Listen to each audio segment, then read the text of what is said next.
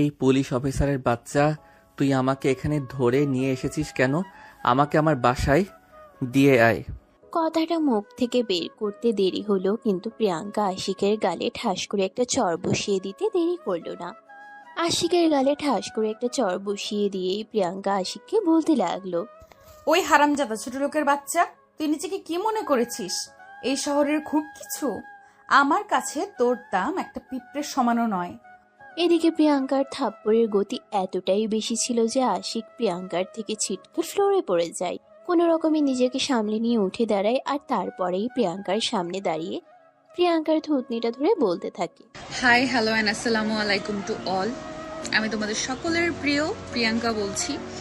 আমি জানি তোমরা আমাকে অনেক মিস করো এবং অনেকেই আমাকে মেসেজ করে বলো, আপু প্লিজ নিয়মিত কেন গল্প দিচ্ছেন না। তো তোমাদের সবার জন্য আমি একটা সুখবর নিয়ে এসেছি। তোমরা তো জানো আমার একটা হচ্ছে অফিসিয়াল চ্যানেল আছে, ভয়েস অফ প্রিয়াঙ্কা, এবং এইটার সাথে এখন আমি নতুন আরেকটা অফিসিয়াল চ্যানেল খুলছি, সেটার নাম হচ্ছে স্টোরি এক্সপ্রেস। তো আশা করি এখন থেকে দুই চ্যানেলেই তোমরা গল্প পাবে। মানে একদিন যদি ভয়েস অফ প্রিয়াঙ্কাতে আপলোড হয় তাহলে আরেকদিন স্টোরি এক্সপ্রেসে আপলোড হবে। মানে তোমরা আমার গল্প প্রত্যেক দিনই শুনতে পাবে আমার নিজের অফিসিয়াল চ্যানেল দুইটা থেকে। সো জিনিসটা কিন্তু খুবই সারপ্রাইজিং। তো আশা করতেছি তোমরা তাড়াতাড়ি করে সাবস্ক্রাইব করে দিবে। স্টোরি এক্সপ্রেস চ্যানেলটা ইউটিউবে সার্চে দাও, পেয়ে যাবে। আর না হলে হচ্ছে এই ভিডিওর ঠিক লিঙ্কে তোমরা পাবে, বা হচ্ছে কমেন্টে আমি পিন কমেন্ট করে দিব, তাহলে সেখান থেকেও তোমরা সাবস্ক্রাইব করতে পারো। সো দেরি না করে এক্ষুনি সাবস্ক্রাইব করে ফেলো স্টোরি এক্সপ্রেস। সবাই ভালো থাকবা, সুস্থ থাকবা। আল্লাহ হাফেজ, আই লাভ ইউ, বাই। এই অফিসার, তুই জানিস না আমার পরিচয়, তাই আমার সঙ্গে এরকমটা করতে পেরেছিস। আমি তোর সঙ্গে এমন কিছু করব যেটা তুই কল্পনাও করতে পারবি না। শুধু আমাকে এখান থেকে বের হতে দে। ও আচ্ছা, তাই নাকি? তুই আমাকে থ্রেট দিচ্ছিস? অন ডিউটিরত একজন পুলিশ অফিসারকে থ্রেট দিচ্ছিস? তুই জানিস আমি এক মুহূর্তের মধ্যে তোর কি অবস্থা করতে পারি? আমার ব্যাপারে তোর কোনো আইডিয়া নেই। তোর ব্যাপারে আইডিয়া নেওয়া আমার কাজ নয়। তোর মতো পুলিশ অফিসার আমি পকেটে বলে রাখি, আর তুই একটা সামান্য পুলিশ অফিসার হয়ে আমার গায়ে হাত তুলেছিস। তুই খুব বড় ভুল করেছিস, যেটা তুই সময়ের সাথে সাথে বুঝতে পারবি। ও আচ্ছা, তাই বুঝি? ভুল যখন করেছিস তখন ভুলের মাসুল তো দিতেই হবে। তা তোর জন্য কি করতে হবে বল শুনি। তোর কিছুই করতে হবে না, যা করার আমিই করব। তুই শুধু 10 মিনিট অপেক্ষা কর, আর তারপর দেখ তোর থানায় আমাকে ছাড়ানোর জন্য কে আসে। ও আচ্ছা, কোন দেশের মন্ত্রী মিনিস্টার আসবে তোকে সরানোর জন্য? আমি সেটার জন্যই অপেক্ষা করছি। তোর কোন বাবা আসে আমি তার সঙ্গে দেখা করার জন্য অপেক্ষা করছি। এই অফিসার, তোকে আমি এখনো বলছি, তুই কিন্তু খুব খারাপ করছিস। আমাকে এক্ষুনি ছেড়ে দে বলছি। প্রিয়াঙ্কা তখন আশিকের কথার কোনো উত্তর না দিয়ে কনস্টেবলকে ডেকে বলতে লাগলো, কনস্টেবল, ওরে হ্যান্ডক্রাফট পরিয়ে আমার টেবিলে নিয়ে আসুন। এই বলে প্রিয়াঙ্কা সেখান থেকে চলে গেল। আরে ভিউয়ার্স, গল্পের এত দূর পর্যন্ত চলে এসেছে, এখনো পর্যন্ত তো আপনাদের আমাদের গল্পের নায়ক নায়িকার পরিচয়টাই দেওয়া হলো না। তো ভিউয়ার্স, চলুন আপনাদেরকে আমাদের গল্পের নায়ক নায়িকার পরিচয়টা দিয়ে আসি, আর তারপর না হয় সম্পূর্ণ গল্প শুনি।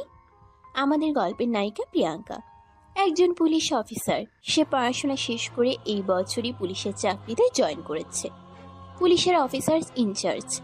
আর এদিকে আমাদের গল্পের নায়ক আশিক, সে বাবার বকে যাওয়া একমাত্র ছেলে। তার বাবার কোটি কোটি টাকার সম্পদ, যার কোনো হিসাব নেই, কিন্তু একমাত্র ছেলেকে তিনি মানুষ করতে পারেননি।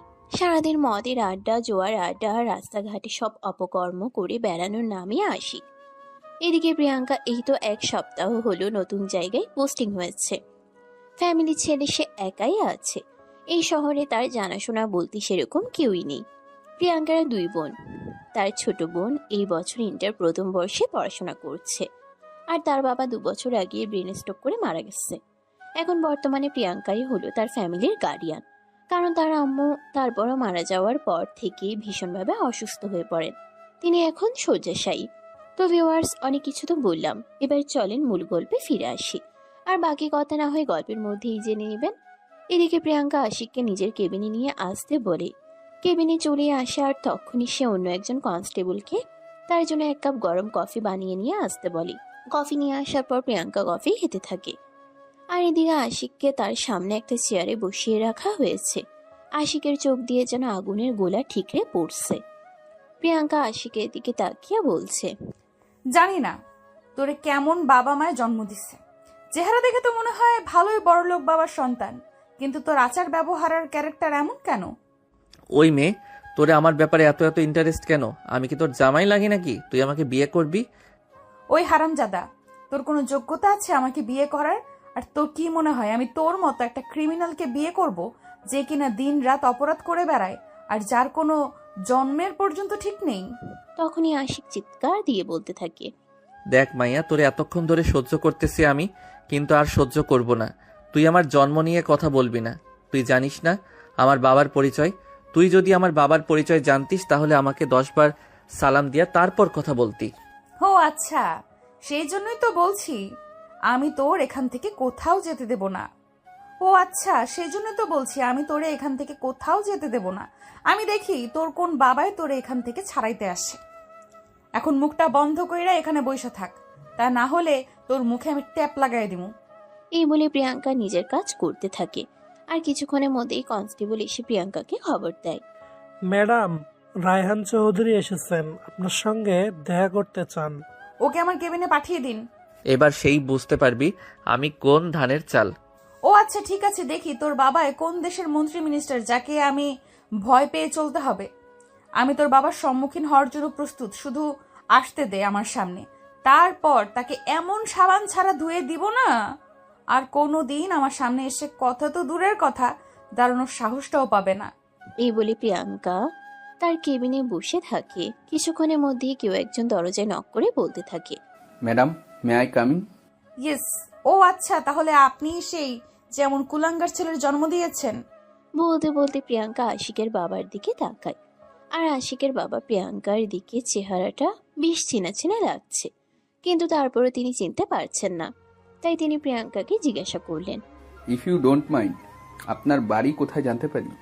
এখানে ডিউটি করতে এসেছি, কারো কাছে নিজের পরিচয় দিতে নয়। হ্যাঁ, আমি সেটা বুঝতে পারছি, কিন্তু আপনি হয়তো ভুলে যাচ্ছেন আমি আপনার বাবার বয়সী ভাই। আমার সঙ্গে এরকম আচরণ করা থেকে বিরত থাকলে খুশি হব। আপনি আমার বাবার বয়সী এবং অন্য একজনের বাবা, তাই আপনাকে আমি যথেষ্ট রেসপেক্ট করি, কিন্তু এরকম কুলাঙ্গার ছেলের জন্ম দিয়েছেন যার জন্য আপনাকে সম্মান দিয়ে কথা বলতেও আমার একটু রুচিতে বাধে। শোনো, এস এ ফাদার হিসাবে তোমাকে একটা অ্যাডভাইস দিই, পাপকে ঘৃণা করো, পাপীকে নয়। আমি জানি আমার ছেলেকে আমি সুশিক্ষায় শিক্ষিত করতে পারিনি। ছেলেটাকে একটু বেশি আদর স্নেহ ভালোবাসা দিতে গিয়ে একটু বেশি মাথায় উঠিয়ে ফেলেছি, যার ফল আমাকে এখন ভোগ করতে হচ্ছে। যদি আমার ছেলেটাকে এতটা আদর স্নেহ ভালোবাসা না দিতাম তাহলে হয়তো আজ আমার এই দিন দেখতে হতো না। By the way, that your matter. আমার বাড়ি ময়মনসিংহের নেত্রকোনায়। কিছু মনে করো না, তোমাকে আমার চেনা চেনা লাগছে। তোমার বাবার নাম কি আয়মান? হ্যাঁ, কিন্তু আপনি আমার বাবাকে কিভাবে চিনেন? বাই দ্য ওয়ে, আপনি আমার বাবার পরিচিত বলে এরকমটা মনে করবেন না আমি আপনার ছেলেকে কোনো পানিশমেন্ট না দিয়ে এখান থেকে ছেড়ে দেব। আরে না, তুমি ভুল কিছু ভাবছো। আরে না, তুমি ভুল কিছু ভাবতেছো। আমি তোমাকে সেরকম কখনোই বলবো না। আমার ছেলে অপরাধ করেছে, অবশ্য তার শাস্তি পাওয়া উচিত। কিন্তু আমি তোমাকে একটা কথা বলতে চাই। আমি তোমার বাবার বন্ধু। আমি সেই ছোটবেলায় একবার তোমাদের বাড়িতে গিয়েছিলাম। তোমার কি মনে আছে? তখন তুমি ক্লাস 5-এ পড়তে। আমরা তোমাদের এলাকায় ঘুরতে গিয়েছিলাম, আর সেখানে গিয়ে তোমাদের বাড়িতে গিয়েছিলাম, আর তোমাদের বাড়িতে 3 দিন থেকে ছিলাম। প্রিয়াঙ্কা বেশ কিছুক্ষণ চুপ করে রইল, আর তারপরেই বলতে লাগলো, ও আচ্ছা, তাহলে আপনি সেই আঙ্কেল। আমি চিনতে পেরেছি, প্লিজ বসুন। আপনার সঙ্গে এতক্ষণ বেয়াদবি করার জন্য আমি দুঃখিত। না, ঠিক আছে। আসলে আমার ছেলেটা ছোটবেলায় তার মাকে হারিয়েছে। তারপর থেকেই একা একা মানুষ করেছি। ব্যবসার সংসার সামলাতে গিয়ে হিমশিম খেয়ে উঠেছি। ছেলেকে আমি প্রপার টাইম দিতে পারিনি, আর যার ফল আমাকে এখন ভোগ করতে হচ্ছে। I am so sorry uncle, আমি বুঝতে পারিনি। আপনার সঙ্গে এতক্ষণ যে কথাগুলো বললাম তার জন্য আমি সত্যি আন্তরিকভাবে দুঃখিত। আপনি প্লিজ আমাকে ক্ষমা করে দেবেন। আমি আপনাকে এই কথাগুলো এইভাবে বলতে চাইনি। আসলে আপনার ছেলেকে আজ যেখান থেকে অ্যারেস্ট করেছি আমি এই কথাগুলো না বলে পারছিলাম না। হ্যাঁ মা, আমি জানি আমার ছেলে অমানুষ বানিয়ে ফেলেছি, কিন্তু কি করব বলো? অ্যাজ এ ফাদার আমি তো আর তাকে মেরে ফেলতে পারি না। সে আমার সন্তান, তো তার ভালো মন্দ একবার করার দায়িত্ব আমার ছিল। কিন্তু এই মুহূর্তে আমি চারিদিক সামলে উঠতে পারছি না, আর ছেলের কথাও চিন্তা করতে গিয়ে দ্বিতীয় বিয়ে করিনি। আমি বুঝতে পেরেছি আঙ্কেল, আপনাকে হার্ট করার জন্য আমি দুঃখিত। প্লিজ আপনি আমাকে ক্ষমা করে দিবেন। এদিকে আশিক এতক্ষণ ধরে সবকিছুই চুপচাপ শুনছে। তখনই আশিকের বাবা আশিককে বলতে লাগলো, বাবা, তুই কি আর কোনোদিনও মানুষ হবি না? তোর জন্য আমি আর কত করব? আমি এইসব আর কিছু সহ্য করতে পারছি না। ব্যবসা ফেলে রেখে তোর পিছনে আমাকে ছুটে চলতে হয়। তুই তো এখন বড় হয়েছিস, এবার অন্তত নিজের ভালোটা নিজে বুঝতে শেখ। বাবা, আমি সেরকম কোনো কিছুই করিনি। তুমি এই মেয়ের কাছে কেন নত হয়ে কথা বলছো? ওর কত বড় সাহস তুমি জানো? ও আমার গায়ে হাত তুলেছে, আমি আর শেষ না দেখে ছাড়বো না। সে অন্যায় কিছু করেনি, সে অন্যায় কিছু করিনি। তুমি যেটা করেছো তার প্রাপ্য ফল তোমাকে দিয়েছি। তুমি যেটা যোগ্য সেটাই তুমি পেয়েছো। এখন ওকে দোষ দিয়ে তো কোনো লাভ নেই। বাবা, তুমি এই অফিসারের সামনে আমাকে অপমান করছো, এটা কিন্তু একদম ঠিক করছো না। তুমি জানো ও আমার গায়ে হাত তুলেছে, আর তারপরেও তুমি ওকে সাপোর্ট করে কথা বলছো। তুমি চুপ করো। তুমি যে কর্মকাণ্ডগুলো করে বেড়াও, তারপরেও তো মানুষের সামনে কথা বলতে আমার লজ্জা করে। আর সেখানে তুমি কেনা বলছো আমি কেন তার সঙ্গে নত হয়ে কথা বলছি? ওর শরীরে তো এখনো মানুষের রক্ত আছে। বিদায় তোমার সঙ্গে এখনো খারাপ কিছু করেনি। অন্য কেউ হলে তোমার সঙ্গে কি করতো আমি তো সেটাই ভেবে পাই না। ঠিক আছে আঙ্কেল, আপনি ওকে নিয়ে যান, আর একটু দেখে শুনে রাখবেন। আজও যা করেছে এটা যদি নেক্সট টাইম আবারও করে, তাহলে কিন্তু আমি আর ছেড়ে দেব না। আজ শুধু আপনি আমার বাবার সেই বন্ধু যার জন্য আপনার ছেলেকে আমি ছেড়ে দিচ্ছি, কিন্তু এটাকে যদি আপনার ছেলে দুর্বলতা মনে করে তাহলে কিন্তু তার কপালে খারাপ কিছু হয়ে যাবে। তখন কিন্তু আর আমার কিছুই করার থাকবে না। আচ্ছা ঠিক আছে মা, আমি চেষ্টা করব, কিন্তু কতটুকু পারবো সেটা বলতে পারছি না। বাই দ্য ওয়ে, তোমার বাবার ফোন নাম্বারটা দেওয়া যাবে আমাকে? আসলে তোমার বাবার ফোন নাম্বারটা আমার কাছে ছিল, কিন্তু ফোনটা চুরি হয়ে গেছে। তারপর নতুন ফোন নেওয়ার পর অনেক চেষ্টা করেছি তোমার বাবার সঙ্গে যোগাযোগ করার, কিন্তু আর পারিনি। ও আচ্ছা ঠিক আছে, 01739। ধন্যবাদ তোমাকে, আমি তাহলে আসি। এই কথা বলে আশিকের বাবা আশিককে নিয়ে থানা থেকে বের হয়ে যায়। আর এদিকে থানা থেকে বের হওয়ার পরে আশিক তার বাবাকে বলতে থাকে, বাবা, তুমি এই মেয়েটার সামনে কেন নষ্ট হয়ে কথা বললে? তুমি জানো এই মেয়েটা আমার সঙ্গে কতটা খারাপ আচরণ করেছে। এই দেখো, আমার গালে 5 আঙ্গুলের ছাপ বসিয়ে দিয়েছে। প্লিজ আশিক, অনেক হয়েছে। তুমি এখন বড় হয়েছো, বোঝার চেষ্টা করো। আমাকে আর কত পরেশানি দিবা? আমি এসব কিছু আর নিতে পারছি না। তোমার তো এখন বয়স হয়েছে, ব্যবসা সামলাতে পারতে। তোমাকে সামলানো আমার জন্য দায়ী হয়ে গেছে। প্লিজ তুমি বোঝার চেষ্টা করো, এসব কিছু থেকে নিজেকে ফিরিয়ে নিয়ে আসো, আর ভালো হয়ে যাও বলছি। বাবা প্লিজ, এসব ফালতু মাখা বন্ধ করো। টাকা পয়সা অর্থ সম্পদ তোমার তো অনেক আছে। আমিও যদি টাকা পয়সার পিছনে ছুটি তাহলে কি চলবে বলো? এখন তো নিজের লাইফটাকে এনজয় করার সময়, আর আমি সেটাই করছি। তাহলে তুমি কেন এটাকে মেনে নিতে পারছো না? দেখো, তুমি তোমার লাইফটাকে এনজয় করো, সেই ব্যাপারে আমার কোনো দ্বিমত নেই। তুমি তোমার মতন থাকো, কিন্তু তুমি যেগুলো করছো এগুলো একদম ঠিক নয়। তুমি মদ, জুয়া, রাজনীতি নিয়ে মেতে থাকো, এগুলো একদম ভালো লাগে না। তুমি রাস্তার মেয়েদেরকে উত্তপ্ত করো, এগুলো একদমই ঠিক না। তাই বাবা হিসেবে তোমাকে বলছি, তুমি প্লিজ এগুলো থেকে বেরিয়ে আসো, এটা তোমার জন্যই ভালো হবে। এই বলে আশিককে নিয়ে গাড়িতে উঠে বসলেন। আর তারপরেই ড্রাইভার গাড়ি স্টার্ট করার কিছুক্ষণের মধ্যেই বাড়িতে এসে পৌঁছালো। আশিক বাড়িতে এসে মোবাইলটা অন করার পরপরই তার এক বন্ধু তাকে ফোন করে। কি রে, কি ব্যাপার দোস্ত? তোকে নাকি পুলিশ ধরে নিয়ে গেছে শুনলাম। হ্যাঁ, ধরে নিয়ে গেছিল, কিন্তু আটকে রাখতে পারিনি। আমি চলে এসেছি। দোস্ত, রাতে আমার বাসায় চলে আয়, রাতে বাসায় পার্টি দেব। দোস্ত, সেদিন রাতে তো তোর বাবা অনেক বকাবকি করছিল, কিন্তু আজ যদি আবার তোদের বাড়িতে আসি, তাহলে যদি তোর বাবা আবার বকাবকি করে? আরে বেটা, কিছু হবে না, তুই চলে আয় তো। এত কিছু তোকে চিন্তা করতে হবে না, আমি সব সামলে নিব। এই বলে আশিক ফোন কেটে দিল আর রুমে এসে বিছানায় শুয়ে দিল একটা লম্বা ঘুম। বিকেল 5টার মতো বাজে। আশিকের বাবা আশিকের রুমে আসে, দেখে নাক ডেকে ঘুমোচ্ছে। এখনো গায়ে সেই সকালের জামা কাপড়গুলোই রয়ে গেছে, একটু গোসল পর্যন্ত করেনি। তাই আশিকের বাবা তাকে ঘুম থেকে ডেকে তুলল আর ফ্রেশ হয়ে আসতে বলল। বেশ কিছুক্ষণ পর আশিক ফ্রেশ হয়ে আসলে আশিকের বাবা নিজেই তাকে খাবার খেতে দেয়। আর তারপর তার পাশে বসে তার মাথায় হাত রেখে বলতে থাকে। দেখ বাবা, তোর মা আমাদের ছেড়ে চলে গেছে, অনেক বছর হয়ে গেছে। তারপর তোর ভাইয়ের কথা চিন্তা করে আমি আমার জীবনের কথা একটাবারও চিন্তা করিনি। আর এখন তোর চিন্তাই করছি। কিন্তু তুই কেন এরকম করছিস বল? তুই যদি আমাকে না বুঝিস তাহলে আমি কোথায় যাব? আরে বাবা, আমি তোমার কথা বুঝি বলেই তো তোমার টাকা পয়সাগুলোকে ধ্বংস করছি। কারণ তোমার এত এত কোটি কোটি টাকার সম্পদ, আমি যদি এগুলোকে শেষ না করি তাহলে কে শেষ করবে বলো শুনি? আশিকের বাবা আশিকের কথা শুনে খুবই হতাশ। তিনি কোনোভাবেই বুঝে উঠতে পারেন না তিনি এই বিপদগামী ছেলেকে কিভাবে ফিরিয়ে আনবেন, কিভাবে ছেলেকে আরেকটা সুস্থ স্বাভাবিক জীবন উপহার দিবেন। আদৌ এটা কোনোদিন সম্ভব হবে না, কোনোভাবেও এটা অসম্ভব। এসব চিন্তা করতে করতেই তিনি নিজের রুমে চলে যান। এদিকে রাত আনুমানিক 10টার মতো বাজে। তখনই হঠাৎ আশিকের বাবার মনে পড়ল প্রিয়াঙ্কার কাছ থেকে তিনি প্রিয়াঙ্কার ফোন নাম্বার নিয়ে এসেছিলেন। একবার কল দিয়ে খোঁজ নেওয়া যাক। যেমন চিন্তা তেমনই কাজ। আশিকের বাবা মোবাইলটা বের করে প্রিয়াঙ্কার বাবার নাম্বারে ফোন দিলেন। 2বার রিং হতে না হতেই প্রিয়াঙ্কার বাবা ফোনটা রিসিভ করলো আর অপর প্রান্ত থেকে বলতে লাগলো। আসসালামু আলাইকুম, কে বলছেন? ওয়ালাইকুম আসসালাম, আমি রায়হান চৌধুরী বলছি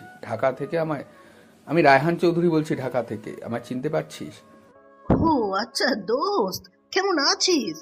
বাই দ্য ওয়ে, তুই আমার ফোন নাম্বার কোথায় পেলি?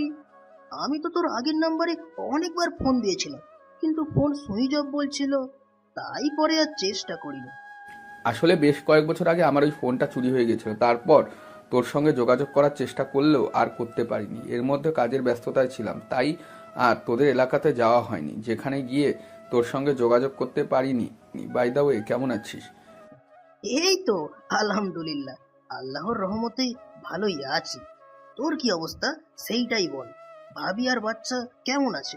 কি আর বলবো দোস্ত, তোর ভাবি তো প্রায় 10 বছর আগেই মারা গেছে। তোদের ওখান থেকে ফিরে আসার কয়েক মাস পরেই ছেলেটা আছে আমার কাছে। তবে আমার দুর্ভাগ্য কি জানিস, ছেলেটাকে আমি মানুষ করতে পারিনি। ওহো, এটা তো খুবই দুঃখজনক কথা। আবার ছেলে এখন কোথায় আছে? পড়াশোনা কি শেষ করে? আরে তুই যে কি বলিস না, পড়াশোনা শেষ করবে, ইন্টার পাস করার পর তো আর তার থেকে পড়াশোনাও কন্টিনিউ করতেই পারেনি। ভার্সিটিতে অ্যাডমিশন করেছিলাম, কিন্তু একদিনও ক্লাস করেনি।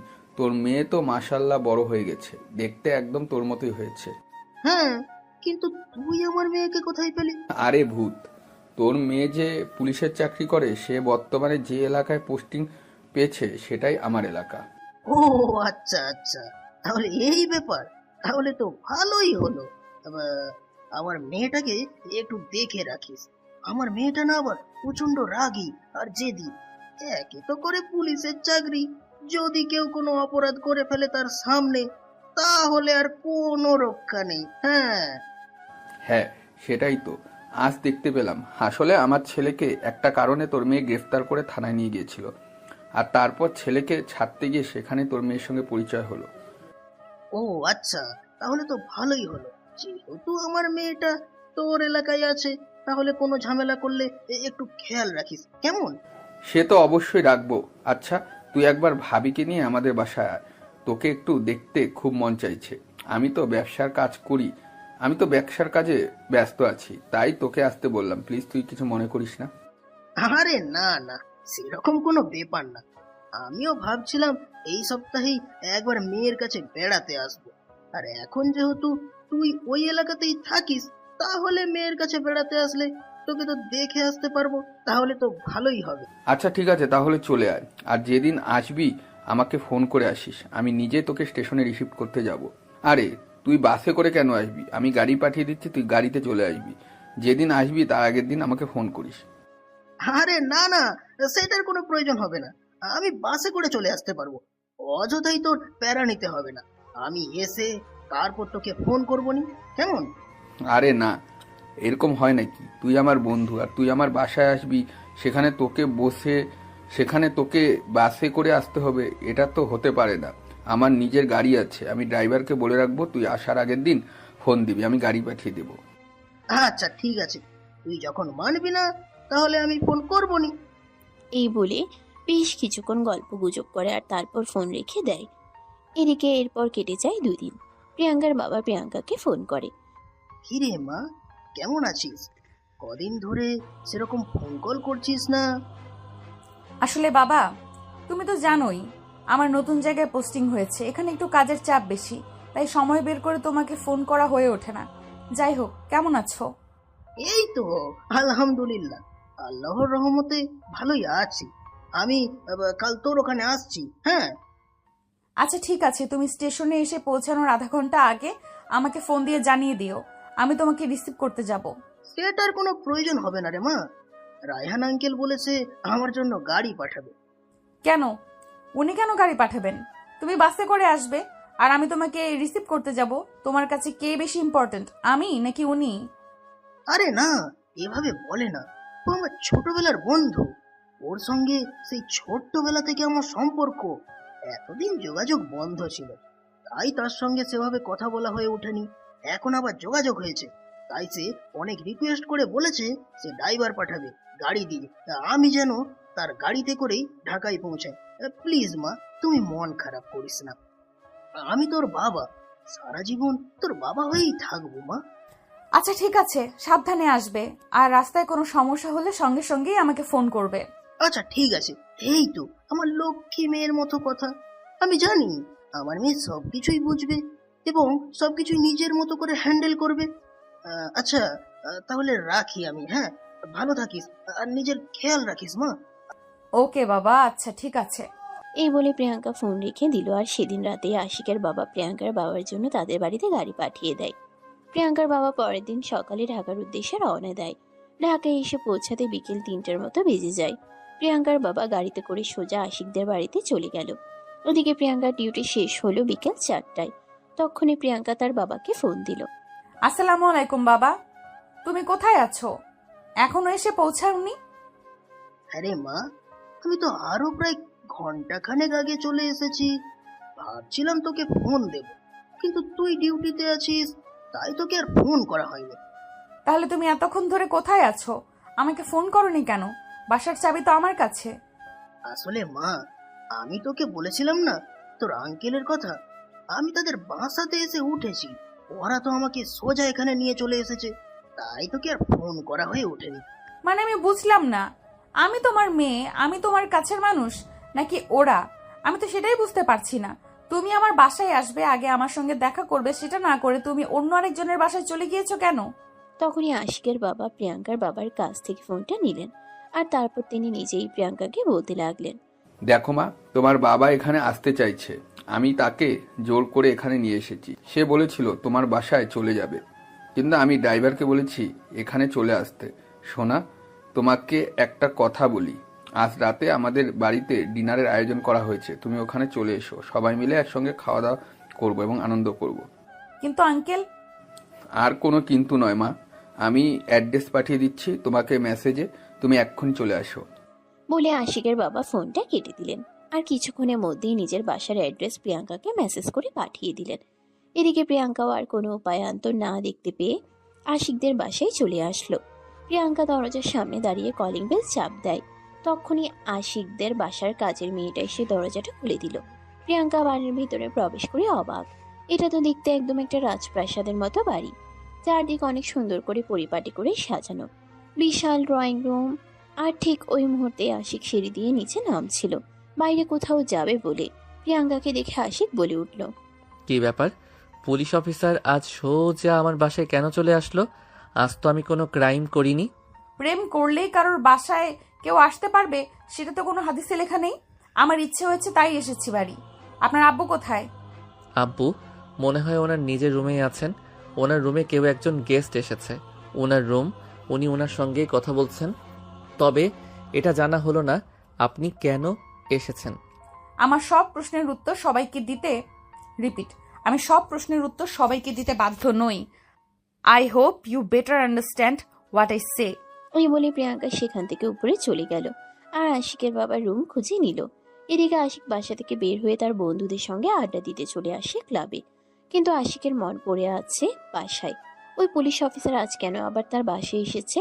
নিশ্চিত কোনো ঝামেলা পাকাবে, এটা দিয়েই আশিক চিন্তা করছিল। তখনই তার বন্ধু তাকে বলতে লাগলো, কি ব্যাপার দোস্ত, কি হয়েছে? তোকে এমন চিন্তিত দেখাচ্ছে কেন? তুই কি কোনো বিষয় নিয়ে চিন্তায় আছিস? বল। আরে না দোস্ত, সেরকম কোনো ব্যাপার নয়, তবে ব্যাপারটা একটু চিন্তারও। তুই তো জানিস আমাদের থানায় নতুন একজন অফিসার এসেছে, মেয়ে। সেদিন যে আমাকে অ্যারেস্ট করে নিয়ে গিয়েছিল থানায়। ও হ্যাঁ, মনে পড়েছে। কিন্তু এখন কি হয়েছে সেটা বল। ওই মেয়েটা আজ আবার আমাদের বাড়িতে এসেছে বাবার সঙ্গে দেখা করতে। কি যেন এসেছে, আমি সেটাই বুঝতে পারছি না। কাম অন দোস্ত, এতে চিন্তা করার কিছু নেই। যা ইচ্ছা তাই হয়ে যাক না কেন, তোর এত চিন্তা করার কি আছে? ওই মেয়ে যদি তোকে অ্যারেস্ট করে আবারও থানায় নিয়ে যায়, তখন তো আবার তোর বাবাই তোকে ছাড়িয়ে নিয়ে আসবে। তাহলে এত চিন্তা করছিস কেন বল শুনি। ব্যাপারটা সেরকম নয়। বাসায় ঢোকার পরে আমার সঙ্গে তার দেখা হয়েছিল। আমি তাকে জিজ্ঞাসা করেছিলাম, কিন্তু সে আমার কথার কোনো উত্তর দেয়নি। তাই একটু বেশি টেনশন হচ্ছে। আরে ভাই, এসব বালে চিন্তা বাদ দে তো, যা হয় হবে। এত চিন্তা করার কিছু নেই। দোস্ত চল, এখন আমরা এখান থেকে বের হয়ে যাই। আমাদের ক্লাবের পাশেই যে আরেকটা নাইট ক্লাব আছে না, ওখানে আজ রাতে ডিস্কো পার্টি হবে। নতুন নতুন কিছু ডান্সার এসেছে, ওখানে ওদের সঙ্গে মজা করবো রাতে। ওকে ঠিক আছে, চল তাহলে সেখানেই যাই। আমার সব চিন্তা করতে একদমই ভালো লাগছে না। নিজেকে একটু রিফ্রেশমেন্ট উপহার দিতে চাই। এই বলে আশিক তার বন্ধু সেখান থেকে চলে গেল।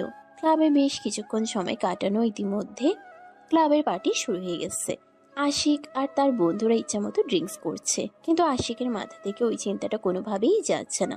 প্রিয়াঙ্কা কেন তাদের বাড়িতে এসেছে, তাই সে তার বন্ধুদের কোনো কিছু না বলে নাইট ক্লাব থেকে বের হয়ে সোজা বাসায় চলে আসলো। কিন্তু সে এতটাই বেশি ড্রিঙ্ক করে ফেলেছিল যে একদম তাল মাতাল অবস্থা। ড্রাইভার তাকে কোনো রকমে বাসা পর্যন্ত নিয়ে আসে। প্রিয়াঙ্কার বাবা আর আশিকের বাবা তিনজনের ড্রয়িং রুমে বসে গল্প করছিল। রাত তখন 12টা। তখনই হঠাৎ করে কলিং বেলের আওয়াজ শুনে আশিকের বাবা উঠে যেতে চাইছিল সেখান থেকে, কারণ তিনি জানেন এই মুহূর্তে তার ছেলে ছাড়া অন্য কেউ আসতে পারে না। আর ঠিক তখনই প্রিয়াঙ্কাকে থামিয়ে দিয়ে বলল, আরে আঙ্কেল, আপনি কোথায় যাচ্ছেন? আপনাকে কোথাও যেতে হবে না, আমি যাচ্ছি। আমি দেখছি কে এসেছে, আপনারা দুজন গল্প করুন। এই বলে প্রিয়াঙ্কা সেখান থেকে উঠে গিয়ে দরজাটা খুলে দিল। আর তখনই দেখতে পেল আশিক একদম মাতাল অবস্থায় রয়েছে। ড্রাইভার তাকে ধরে রেখেছে। কোনো রকম প্রিয়াঙ্কা তখনই রেগে গিয়ে বলতে লাগলো, আর এটা মানুষ নাকি অন্য কিছু, আমি তো সেটাই বুঝতে পারছি না। মানুষ এতটা মাতাল হতে পারে যে নিজের ব্যালেন্স হারিয়ে ফেলে? তখনই পিছন থেকে আশিকের বাবা বলতে থাকে, এর জন্যই আমি তোমাকে বলেছিলাম এখানে আসার কোনো প্রয়োজন নেই। তুমি যাও তোমার বাবার সঙ্গে গিয়ে বোঝো। আমি আশিককে তার রুমে পৌঁছে দিব, তারপর আসছি। কোনো সমস্যা নেই আঙ্কেল, আপনি চান আপনি বাবার সাথে বসে গল্প করুন, আমি আপনার ছেলেকে তার রুমে পৌঁছে দিচ্ছি। এই বলে প্রিয়াঙ্কা আশিকের হাত ধরে তাকে সিঁড়ি দিয়ে উপরে নিয়ে যেতে লাগলো। আর সবটাই আশিকের বাবা আর প্রিয়াঙ্কার বাবা ড্রয়িং রুমে বসে বসে দেখছিলেন। আশিক বারবার মাতাল হয়ে প্রিয়াঙ্কার গায়ের উপরে ঢলে পড়ছিল, কিন্তু তারপরেও প্রিয়াঙ্কা যথেষ্ট শক্তি সামর্থ্যবান একটা মেয়ে। যেহেতু পুলিশের চাকরি করে, তাই তাকে সামাল দিয়ে তার রুম পর্যন্ত নিয়ে আসলো। বিছানার উপর শুয়ে দিয়ে প্রিয়াঙ্কা যেই না সোজা উঠে দাঁড়াতে চাইছিল, তখন আশিক প্রিয়াঙ্কার হাত ধরে একটা টান দিয়ে প্রিয়াঙ্কাকে নিজের বুকের সঙ্গে মিশিয়ে নিল। আর ওই মুহূর্তেই প্রিয়াঙ্কার ঠোঁট দুটো একদম আশিকের দুই ঠোঁটের ভিতর ঢুকে গেল। প্রিয়াঙ্কা কোনো কিছু বুঝে ওঠার আগে আশিক তার দুই ঠোঁটে ইচ্ছে মতো চুমু খেতে লাগলো। প্রায় 2 মিনিট চুমু খাওয়ার পর প্রিয়াঙ্কা নিজের শরীরের সমস্ত শক্তি দিয়ে আশিকের থেকে নিজেকে ছাড়িয়ে নেয়। আর তারপরে রুম থেকে বের হয়ে চলে যেতে চাইছিল। আর ঠিক তখনই পিছন থেকে শুনতে পায়, ওই জান পাখি, চলে যাচ্ছ কেন? তোমার আদর খেতে খুব ইচ্ছে করছে, আসো না, তোমায় একটু আদর করি। তুই এখন মাতাল অবস্থায় আছিস আর আমি তোর বাড়িতে আছি, তাই এখন তোকে কিছু বললাম না। কাল সকাল হোক, তারপর দেখ তোর কি অবস্থা আমি করি। আমাকে এভাবে জড়িয়ে ধরে চুমু খাওয়া, তাই না? তোর ওই ঠোঁটে যদি আমি আগুনের ছ্যাঁকানা দিয়েছি, তাহলে আমার নাম প্রিয়াঙ্কা নয়। এই বলে প্রিয়াঙ্কা দরজাটা বাইরের দিক থেকে আটকে দিয়ে রুম থেকে বের হয়ে চলে গেল। তখনও প্রিয়াঙ্কার বাবা আর আশিকের বাবা দুজনে ড্রয়িং রুমে বসে আছে। প্রিয়াঙ্কা একটা দীর্ঘশ্বাস ছেড়ে আশিকের বাবাকে বলতে লাগলো, জানেন কেন জানি না, আমার সত্যি এটা মনে হচ্ছে যে একটা সন্তানের জীবনে তার বাবার চাইতে মায়ের গুরুত্বটা অনেক বেশি। কারণ মায়ের তত্ত্বাবধানে থাকা সন্তানগুলো আদর শাসন সবটাই পায়, কিন্তু বাবার তত্ত্বাবধানে থাকা সন্তানগুলো শুধু আদরটাই পেয়ে থাকে, শাসনটা সেরকম ভাবে তাদের পাওয়া হয়ে ওঠে না।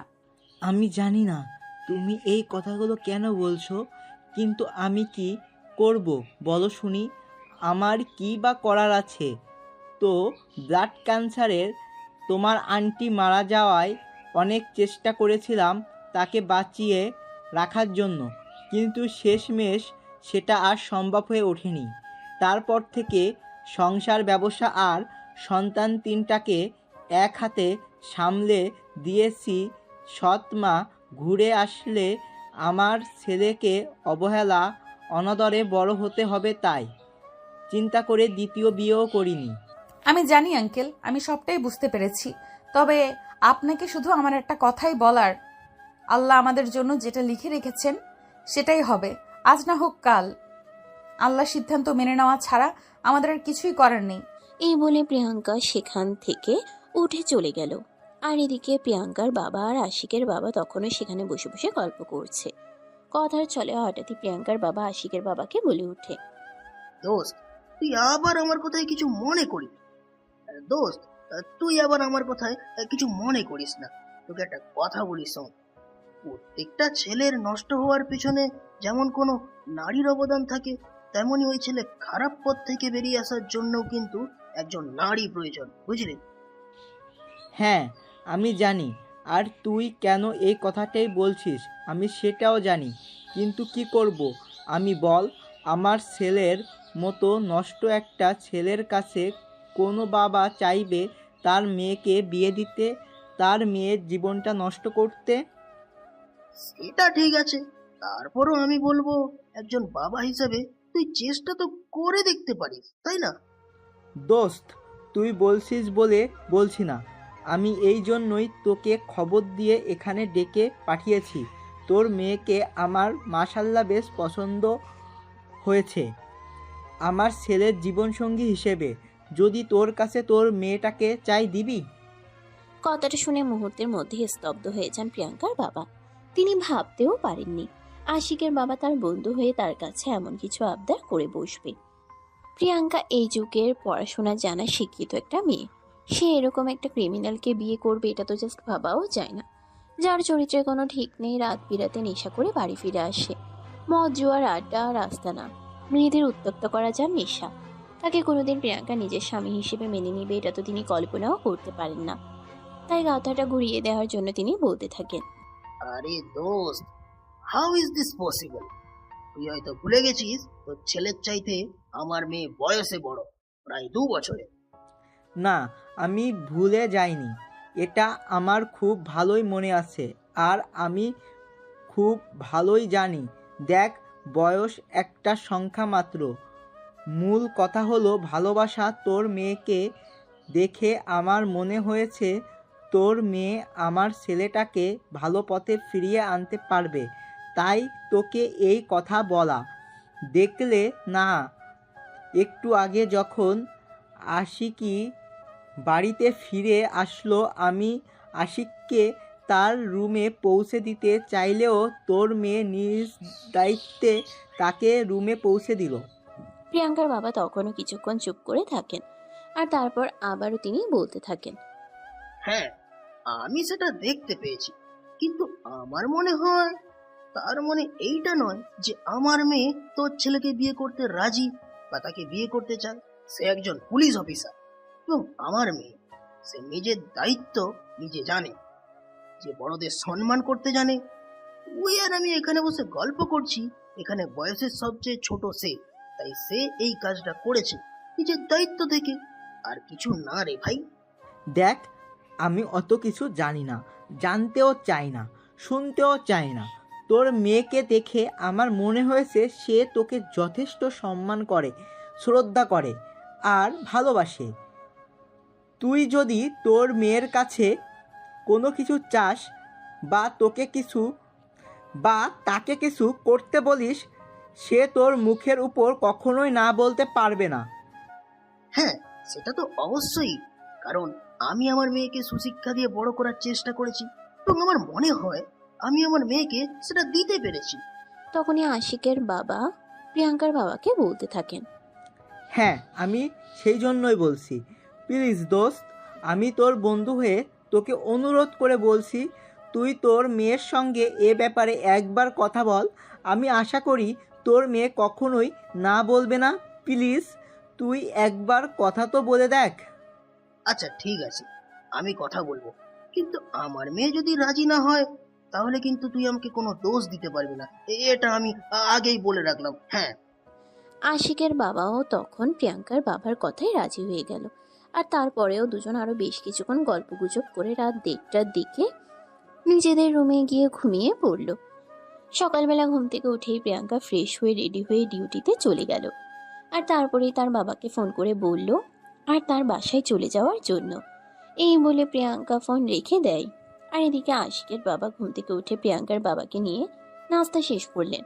আর তারপর দুজনে মিলে একটু বাইরে বের হলেন ঘুরতে যাওয়ার জন্য। আজ আশিকের বাবা অফিসে যায়নি, বন্ধু এসেছে বন্ধুকে সময় দিবেন বলে। সারাদিন দুজনে মিলে ঘোরাঘুরি করলো। আর বিকেল বেলা যখন বাসায় ফেরার সময় হলো তখনই প্রিয়াঙ্কার বাবা আশিকের বাবাকে বলে প্রিয়াঙ্কার বাসায় যাওয়ার জন্য। এটা শুনিয়ে আশিকের বাবার মন খারাপ হয়ে গেল। তিনি প্রিয়াঙ্কার বাবাকে বলতে লাগলেন, আরে দোষ, এই তো কালকে তুই ঢাকায় এলি, একটা রাত আমার বাসায় থাকলে আর 2-3 দিন থাক না, তারপর না হয় মেয়ের বাসায় যাবি। আরে না দোস্ত, এরকমটা বললে হবে না। আমার মেয়ে প্রচন্ড পরিমাণ রেগে যাবে, আর আমার মেয়ে যদি একবার রেগে যায় না তাহলে তাকে সামলানোটা একদম দায়ী হয়ে যাবে। তাই প্লিজ তুই আমাকে আর আটকাস না। আজ মেয়ের বাসায় চলে যাই, তারপর না হয় ওই 2-3 দিন পর আবারও তোর বাসায় আসা যাবে। এখন হ্যাঁ, আবারও আসা যাবে। এই বলে প্রিয়াঙ্কার বাবা আশিকের বাবার কাছ থেকে বিদায় নিয়ে প্রিয়াঙ্কার বাসায় চলে আসে। আর এদিকে প্রিয়াঙ্কা বসে বসে তার বাবার জন্য অপেক্ষা করছিল। অফিস থেকে আজ 2টা-2:30টার দিকে চলে এসেছে। তারপর বাসায় এসে আজ তার বাবার পছন্দের মতো অনেক খাবার রান্না করেছে। রাতের বেলা বাবা মেয়ে একসঙ্গে খাবার টেবিলে বসেছে, খাবার খাওয়া শুরু করেছে। তখনই হঠাৎ করে প্রিয়াঙ্কার বাবা প্রিয়াঙ্কাকে বলতে লাগলো, মা, তোকে একটা কথা বলতে চাই। হ্যাঁ বলো, কি বলবে? আসলে আমি বুঝতে পারছি না যে এই কথাটা তোকে যে কিভাবে বলবো, আর ওই কিভাবে শুরু করব। এত কিছু চিন্তা করার কি আছে বাবা, বলো তুমি কি বলবে। আহ, আসলে পড়াশোনা তো তুই শেষ করেছিস, চাকরি বাকরিও করছিস, এবার একটু নিজের ব্যাপারে কিছু চিন্তা ভাবনা কর। নিজের ব্যাপারে আর কি চিন্তা করব বাবা, পড়াশোনা শেষ করলাম, পুলিশের চাকরি করছি, আর কি চাই জীবনে। না না, আসলে আমি এসব কিছুই বলতে চাই না তোমাকে। আমি যদি তোমাকে তোমার পার্সোনাল লাইফের কথা চিন্তা করতে বলেছি, বয়স তো তোমার যথেষ্টই হয়েছে, এবার তো একটু সংসারী হও মা। বাবা তুমি জানো আমি এখন এসব কিছু নিয়ে চিন্তা করছি না। তাছাড়া আমি বিয়ে করতেও চাই না, আমি তোমাদের নিয়ে ভালো থাকতে চাই। কেন তোমরা কি চাও না আমি তোমাদের কাছে থাকি? দেখো মা, মেয়েদের বাবাদের যদি সাধ্য থাকতো তাহলে তারা তাদের মেয়েকে কখনোই বিয়ে দিত না, নিজের কাছেই রেখে দিত। দেখো দেখো বা, টাকা পয়সা অর্থ সম্পদের জন্য কেউ কখনো বিয়ে করে না। জীবনে একজন সঠিক মানুষ আর জীবনের শেষ সময়ে পাশে থাকার জন্য কাউকে প্রয়োজন, আর সেই জন্যই মানুষ বিয়ে করে। বাবা আমি সিরিয়াসলি ওইসব কথা এখন ভাবছি না, যখন প্রয়োজন হবে তখন আমি নিজেই তোমাদের বলবো। তাই প্লিজ এসব ফালতু কথা বলে আমাকে কোনো লাভ নেই। ও আচ্ছা, বুঝতে পেরেছি, তুই এখন বড় হয়েছিস তো, তাই আমাদের কথা আর তোর ভালো লাগবে না। ঠিক আছে, তুই যেটা ভালো মনে করিস সেটাই কর। তবে আমি বেঁচে থাকতে মনে হয় মেয়ের জামাই আর নাতি নাতনির মুখ দেখে যেতে পারবো না রে। বাবা হয়েছে, থাক, আর কথা বলতে হবে না। তুমি যখন আমার কথা রাখবেই না তখন আমি কালকেই এখান থেকে চলে যাব, আর কখনো তোর সঙ্গে কোনো কথা বলবো না। তুমি কেন এমন করছো আমি সেটা বুঝতে পারছি না। তুমি তো আমার লক্ষ্মী বাবা, তুমি তো চাও তোমার মেয়ে সব সময় ভালো থাকুক, নিজের স্বপ্ন পূরণ করুক, তাহলে আজ কেন তুমি এমন করছো? আমি সব সময় তোর কথা ভাবি, তোর কথা চিন্তা করি। দেখ, তোর ছোট বোনেরও বিয়ের বয়স হয়ে গেছে, তাকেও তো বিয়ে দিতে হবে। এখন তোকে রেখে তো আর তাকে বিয়ে দিতে পারবো না। তাছাড়া তুই তো জানিস সে একটা ছেলেকে পছন্দ করে, আর ওই ছেলেও বিয়ে করতে চাইছে। হ্যাঁ, এটা তো খুবই ভালো খবর। ঠিক আছে, কোনো সমস্যা নেই, বিয়ের দিন তারিখ ফাইনাল হলে আমাকে জানিয়ে দিও, আমি ছুটি নিয়ে চলে যাব। আরে বাবা, আমি তোকে কেন এটা বোঝাতে পারছি না যে আগে তোর বিয়ে করতে হবে। বড় বোনকে রেখে তো আর ছোট বোনকে বিয়ে দিলে সমাজের মানুষের কাছে আমি মুখ দেখাতে পারবো না, আমার মান সম্মান সব চলে যাবে। তুই কেন এটা বুঝতে পারছিস না? এখন কি তোমার মেয়ের জন্য আমাকেও বিয়ে করতে হবে? হ্যাঁ, অবশ্যই, কেন নয়? আগে তোকে বিয়ে দেবো, তারপর তোর বোনকে বিয়ে দিয়ে দেবো। তখন প্রিয়াঙ্কা বেশ কিছুক্ষণ চুপ করে থাকে, আর তারপর হতাশ হয়ে একটা দীর্ঘশ্বাস ফেলে বলতে থাকে। আচ্ছা ঠিক আছে, আমি রাজি, তুমি ব্যবস্থা করো। আর হ্যাঁ, একটা কথা বলে রাখি, বিয়ের আগে ছেলের ব্যাপারে একটু ভালোভাবে খোঁজ খবর নিয়ে নিও। বিয়ের পর যদি আমি জানতে পারি ওই ছেলের চরিত্রের সমস্যা আছে, তাহলে যে ওই ছেলের কি অবস্থা আমি করব সেটা তো তুমি খুব ভালো করেই জানো। হ্যাঁ, আমি খুব ভালো করেই জানি সেটা। তবে আমার অপরিচিত কারোর সঙ্গে তোমাকে আমি বিয়ে দেব না। আমার চেনা চেনা আছে এমন একজন ছেলের সঙ্গে তোমাকে বিয়ে দেব। এতে তোমার চিন্তার কোনো কারণ নেই। মানে তুমি কার কথা বলতে চাইছো? আমি কিছু বুঝতে পারছি না। তখনই প্রিয়াঙ্কার বাবা আশিকের ব্যাপারে প্রিয়াঙ্কার সঙ্গে কথা বলেন। আশিকের কথা শুনে প্রিয়াঙ্কার মেজাজ একদম গরম হয়ে গেল। সে একটু রাগী দৃষ্টি নিয়ে তার বাবার দিকে তাকিয়ে বলতে লাগলো। আমি বুঝতে পারছি, ওই লোকটা তোমার মাথায় এসব গোবর মার্কা বুদ্ধি দেওয়ার জন্যই তোমাকে ওই বাড়িতে ডেকে নিয়েছিল, তাই না? তুমি ভাবলে কি করে ওর মতো একটা ক্রিমিনালকে আমি বিয়ে করব? তখনই প্রিয়াঙ্কার বাবা প্রিয়াঙ্কাকে রিকোয়েস্ট করতে থাকেন, আর এটা বলতে থাকেন তার বন্ধুকে তিনি কথা দিয়েছেন প্রিয়াঙ্কাকে তার ছেলের সঙ্গে বিয়ে দেবেন। এখন যদি তিনি নিজের কথা রাখতে না পারেন, তাহলে বন্ধুর সামনে তাকে ছোট হতে হবে। এই বলে তিনি অসহায় দৃষ্টিতে মেয়ের দিকে তাকিয়ে থাকেন। বেশ কিছুক্ষণ চুপ করে থাকার পর প্রিয়াঙ্কা বলে, বাবা, তুমি একটা রিক্সাওয়ালার সঙ্গে আমার বিয়ে ঠিক করতে, তাও আমি মুখ বুজে তাকে মেনে নিতাম। কিন্তু এই ছেলেটাকে আমি কিভাবে মেনে নিব তুমি সেটাই বলো। যার কোনো কিছু ঠিক নেই, তুমি বলো আমি কিভাবে তার সঙ্গে সংসার করব? দেখো মা, পৃথিবীতে সব মানুষই পারফেক্ট হয় না। পৃথিবীর সবাই যদি পরিপূর্ণ হতো, তাহলে খারাপ মানুষ বলে তো কিছুই থাকতো না।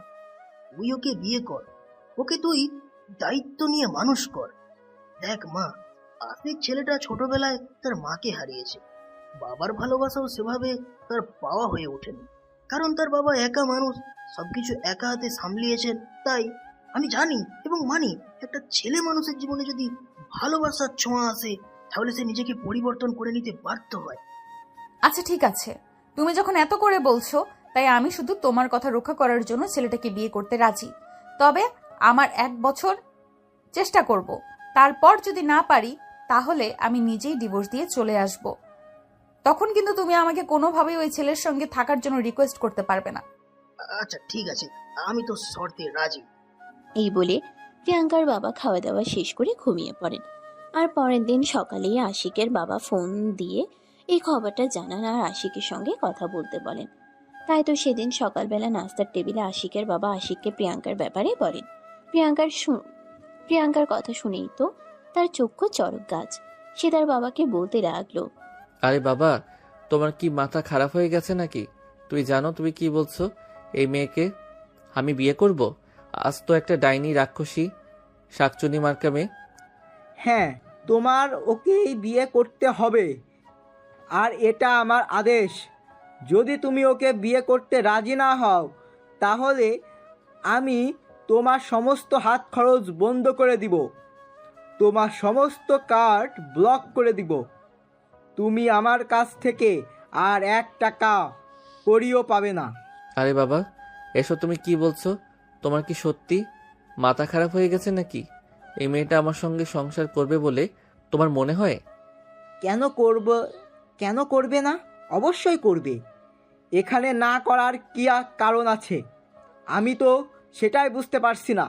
কারণ আমি ওই মেয়েটাকে একদিন থ্রেট নিয়েছিলাম যে আমি ওকে দেখে নেব, ওর এমন করুণ পরিণতি করব যে নিজের দিকে নিজেই ফিরে তাকাতে ভয় পাবে। আর এখন যদি আমি এই মেয়েটাকে বিয়ে করি তাহলে আমার জীবনটাকে একদম ঝালাপালা করে দেবে। এটা তুমি কেন বুঝতে পারছো না? দেখ, যে মেয়েরা অনেক বেশি রাগী হয়, সে মেয়েরা মন খুলে কাউকে খুব বেশি ভালোবাসতে পারে। তুই অপরাধ করেছিস, তাই তোকে শাস্তি দিয়েছে, ব্যাস। শাস্তি দেওয়ার কথা বলেছে, কিন্তু তার মানে এই নয় যে মেয়েটা পাথর। তার মনেও কিন্তু ভালোবাসা আছে, কিন্তু সেটা লুকায়িত। তুই মেয়েটার সঙ্গে একটু মেলামেশা কর, দেখবি মেয়েটা মন থেকে সত্যি অনেক ভালো। আর তুই নিজেকে একটু পরিবর্তন করার চেষ্টা কর। তুই তো জানিস তোর নিজের সম্পর্কে। তোর কি মনে হয় কোনো সাধারণ মেয়ে তোকে বিয়ে করতে চাইবে?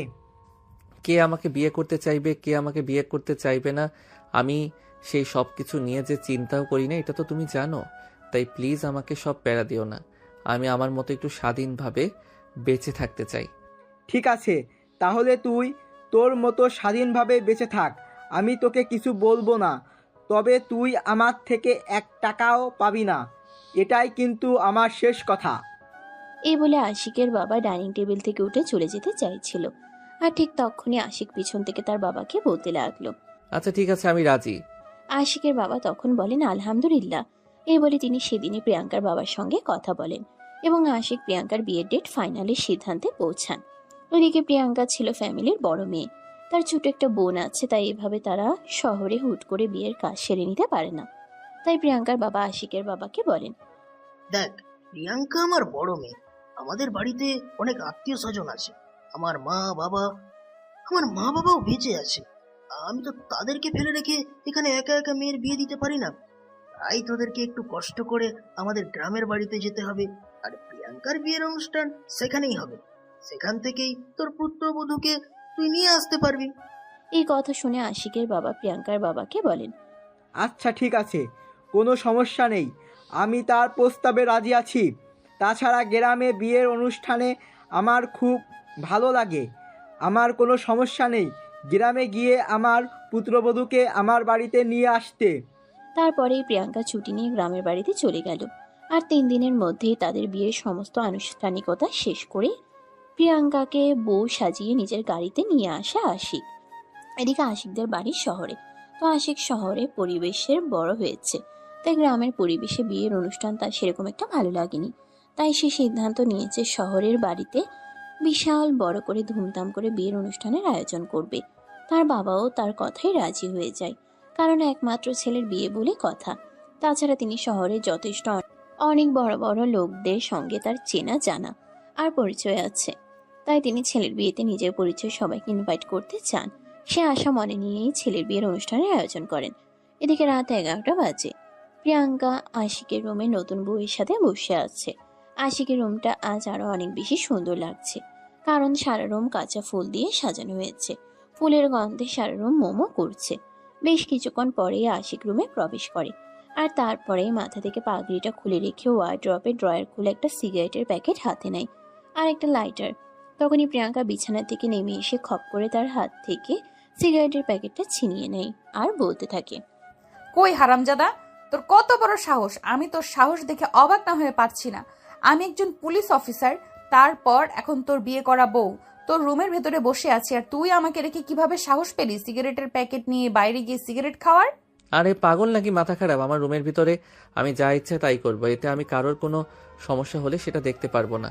আর হ্যাঁ, এই যে মিস, শোনেন, আমি শুধু আমার বাবার কথাই আপনাকে বিয়ে করেছি, কিন্তু তার মানে এই নয় যে আপনি আমার ব্যক্তিগত জীবনে হস্তক্ষেপ করবেন আর আমি সেটা মুখে বলছি সহ্য করে নেব। ও আচ্ছা, তাই বুঝি। তাহলে তোর কেন এরকমটা মনে হলো? আমি একজন পুলিশ অফিসার হয়ে তোর মতো একটা ছেলেকে বিয়ে করেছি, আর তার উপর আবার তোর এই সব কিছু আমি সহ্য করব? এটা তুই ভাবলি কি করে বল তো শুনি? এখানে এত কিছু ভাবাভাবির কি আছে? আমি তো সেটাই বুঝতে পারছি না। আপনাকে বিয়ে করেছি ঠিক আছে, কিন্তু তার মানে এই নয় আমি আমার জীবনের উপর আপনাকে অধিকার খাটাতে দেব। আচ্ছা ঠিক আছে, আমিও শুধু আমার বাবার কথাতেই তোকে বিয়ে করেছি। এখন আমিও তাহলে দেখে নিব তুই কিভাবে আমার সামনে দাঁড়িয়ে আমার ইচ্ছের মতো চলাফেরা না করে তোর ইচ্ছে মতো চলাফেরা করতে পারিস। আর তুই মিস কাকে বললি? আমি তোর বিয়ে করা বউ। তোর নামটা কি যেন? আশিক চৌধুরী, তাই না? আজ থেকে আমি প্রিয়াঙ্কা থেকে প্রিয়াঙ্কা চৌধুরী হয়ে গেলাম। দেখুন, এসব ফালতু আমার একদম ভালো লাগছে না। আমাকে এখন সিগারেট খেতেই হবে।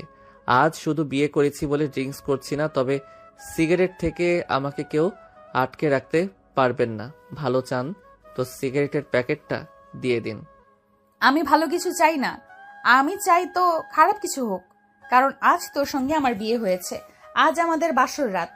আজ সারা রাত তুই আমার সঙ্গে সময় কাটাবি, আমাকে আদর করবি, ভালোবাসা দিবি যত্ন করে। আমি তোর ওই 2 চোখে ইচ্ছা মতো চুমু খাবো, আর তুই সেটা না করে তুই সিগারেটের প্যাকেট চাইছিস। তুই ভাবলি কি করে আমি তোকে এই মুহূর্তে সিগারেট খেতে দেব? দেখুন, আপনি আমার দরজার পরীক্ষা নেবেন না। আমি ধৈর্য করতে পারি না, তাই আপনাকে শেষবারের মতো বলছি, আমার সিগারেটের প্যাকেট দিয়ে দিন। আমাকে সিগারেট খেতেই হবে, তা না হলে আমার মাথা ঠিক থাকে না। ও আচ্ছা, তাই বুঝি। তাহলে ঠিক আছে, আমিও দেখে নিতে চাই তোর মাথা কতটা খারাপ হতে পারে। এই বলে প্রিয়াঙ্কা আশিকের পাঞ্জাবির কলার ধরে টান দিয়ে খাটের উপরে ফেলে দিল। আর তখনই সে আশিকের বুকের উপরে উঠে বসলো। এটা দেখে আশিক প্রিয়াঙ্কাকে নিজের থেকে সরানোর জন্য বলতে লাগলো, আরে এটা আপনি কি করছেন? আপনি আমার বুকের উপর উঠে বসে আছেন কেন? আমার তো নিঃশ্বাস নিতে কষ্ট হচ্ছে। প্লিজ বুকের উপর থেকে নামেন। তুই যদি মোটেও যাস তারপরে আমি তোকে ছাড়বো না। এইটুকুনি পিচ্ছি একটা ছেলে জানিস তুই, আমার চাইতে 3 বছরের ছোট। তারপরেও শুধু আমার বাবা তোর বাবাকে কথা দিয়েছে বলেই তোকে বিয়ে করতে রাজি হয়েছি। আর এখন তুই কিনা আমাকে নাকে দড়ি দিয়ে ঘুরাতে চাইছিস প্রিয়াঙ্কা চৌধুরীকে, পুলিশ অফিসার প্রিয়াঙ্কা চৌধুরীকে। দেখুন, আমার কিন্তু খুব বেশি মেজাজ খারাপ হচ্ছে। এখন আমার সিগারেট না খেলে মাথা ঠিক থাকে না। আমি কি করি না করি তার কিন্তু কোনো ঠিক নেই। তাই আপনাকে আমি রিকোয়েস্ট করে বলছি, আমার বুকের উপর থেকে নেমে যান আর আমাকে আমার মতো থাকতে দিন। আমার পার্সোনাল লাইফে হস্তক্ষেপ করবেন না। না, তোর লাইফে আমি এই মুহূর্তে হস্তক্ষেপ করছি না, শুধু তোর বডিতে একটু হস্তক্ষেপ করব। এই বলে প্রিয়াঙ্কা আশিককে আর কোনো কথা বলার সুযোগ না দিয়ে তার 2 ঠোঁটে নিজের 2 ঠোঁট ডুবিয়ে দিল। প্রায় 10 মিনিট ধরে লিপ কিস করলো। এদিকে আশিকের তো একদম নিঃশ্বাস বন্ধ হয়ে যাওয়ার মতো উপক্রম। 10 মিনিট পর ছাড়া পেয়ে আশিক তো গলা কাটা মুরগির মতো ছটফট ছটফট করতে লাগলো। প্রিয়াঙ্কাকে ধাক্কা দিয়ে নিজের বুকের উপর থেকে সরিয়ে দিতে চাইতেই প্রিয়াঙ্কা আরো শক্ত করে তাকে জড়িয়ে ধরলো। আর আবারও তার 2 ঠোঁট নিজের দখলে নিয়ে ইচ্ছে মতো চুমু খেতে লাগলো। আশিকের তো একদম যায় অবস্থা। এদিকে প্রিয়াঙ্কা আশিকের 2 ঠোঁটে অত্যাচার করছে তো করছেই, সে সঙ্গে তার পেটে হাত দিয়ে নাভির কাছে সুড়সুড়ি দিচ্ছে। এটা দেখে আশিক বলতে লাগলো, এই মেয়ে, আপনি তো যা ইচ্ছে তাই। আপনার তো দেখছি একটু লজ্জা শরম নেই। আপনি একটা মেয়ে মানুষ হয়ে আমার শরীরে এইভাবে হাত দিচ্ছেন, আপনার বুঝি একটু লজ্জা করে না? আরে লজ্জা কেন করবে? আমি তো সেটাই বুঝতে পারছি না, এখানে লজ্জা করার কি আছে?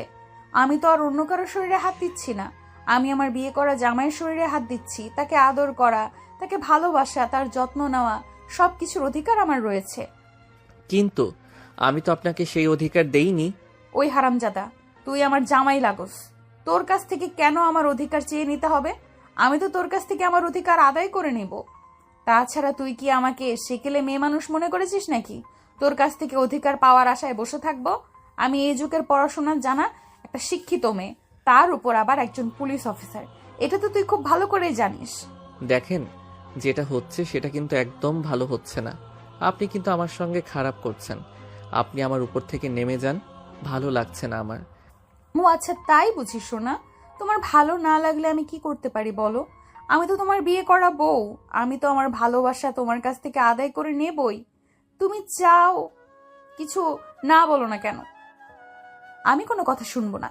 এই বলে প্রিয়াঙ্কা আশিকের সারা শরীরে ভালোবাসার স্পর্শ দিতে থাকে আর উন্মাদের মতো চুমু খেতে থাকে।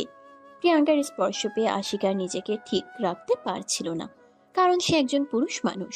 এমনিতেই মেয়েদের প্রতি তার একটু অন্যরকম আকর্ষণ কাজ করে, তার উপর আবার আজ একটা মেয়ে নিজের থেকেই তার সঙ্গে এইসব কিছু করছে, তাহলে সে আর নিজেকে কিভাবে ধরে রাখবে? অবশেষে বাধ্য হয়ে সেও প্রিয়াঙ্কার সঙ্গে রেসপন্স করতে লাগলো। আর এভাবেই চলতে লাগলো বেশ কিছুক্ষণ সময়। আশিককেও প্রিয়াঙ্কার সঙ্গে রেসপন্স করতে দেখে প্রিয়াঙ্কার গতি যেন আরো বেড়ে গেল, আর সে আরো গভীরভাবে আশিককে ভালোবাসা দিতে শুরু করলো। আর এভাবেই দুজন ভালোবাসার মহাসমুদ্রে হারিয়ে গেল। সারা রাত ধরে চলল তাদের এই ভালোবাসার আদান প্রদান পর্ব। আশিক বারবার প্রিয়াঙ্কাকে নিজের কাছ থেকে সরিয়ে দিতে চাইলেও প্রিয়াঙ্কা জোর করেই তার উপর নিজের অধিকার খাটাতে লাগলো। একদম ভোর 4টার দিকে আশিক প্রিয়াঙ্কাকে নিজে থেকে ছাড়াতে সক্ষম হয়। আর এদিকে প্রিয়াঙ্কা তখনই আশিককে বলতে থাকে, আরে ওই বিছানায় এভাবে নেতিয়ে শুয়ে পড়েছিস কেন? যা ফ্রেশ হয়ে আয়, তারপর আমার সঙ্গে মর্নিং ওয়াক করার জন্য বের হবি। আরে পাগল পাইছে নাকি? আমি কখনো এত সকালে ঘুম থেকে উঠি না। আর এখন কি না আমি তোমার মর্নিং ওয়াক করার জন্য? দেখ, কবে কি করেছিস না করেছিস সে ব্যাপারে আমি কোনো কিছুই জানতে চাই না, আর কোনো কিছু জানার কোনো আগ্রহ আমার নেই।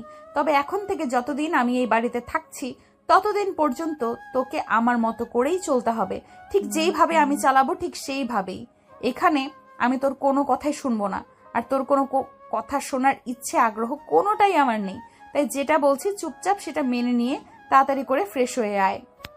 এই বলে প্রিয়াঙ্কা বিছানা থেকে নেমে গিয়ে ওয়াশরুমে ঢুকে যায় আর তারপর ফ্রেশ হয়ে এসে দেখে আশিক তখনও বিছানায় শুয়ে আছে, এমনকি ঘুমের রাজত্ব করতে চলে গেছে। এটা দেখে প্রিয়াঙ্কা প্রচন্ড পরিমাণে রেগে যায় আর তখনই ড্রেসিং টেবিলের উপরে থাকা পানির গ্লাসের পুরো গ্লাস পানি আশিকের মুখের উপরে ঢেলে দেয়।